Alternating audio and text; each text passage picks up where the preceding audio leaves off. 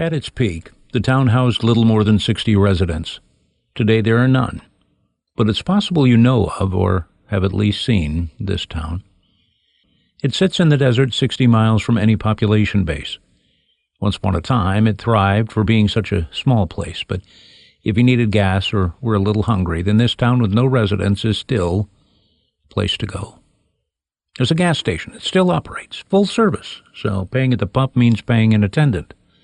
But the look of the place is still what invites travelers to take a break.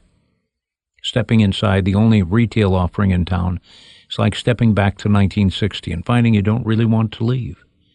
Music of that era is what greets your ears, and many people see this weathered and worn desert oasis as a destination stop.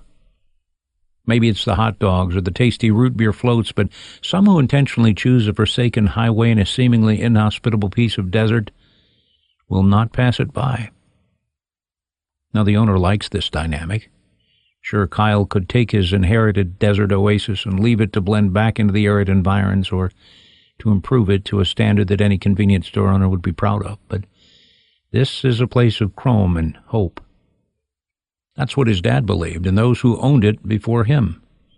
The choice to keep things exactly like they were in the 1960s was an intentional choice, and it is, in fact, what draws people to this place.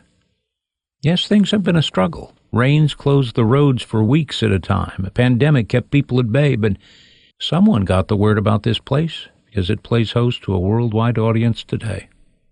In many ways, this place is little different than other roadside stops folks have made over many decades. This one refuses to grow up. What it was then, when station wagons were the norm and minivans were unheard of, unless it was something from Volkswagen, is what guests find today. It is a working museum, and it has the notice of Hollywood. Many movies and television shows have used this location as a setting for their stories, some dystopian, some horror, maybe a comedy or two, and some say the terrain reminds them of what they think Mars looks like. But this helps keep the place open and available to all.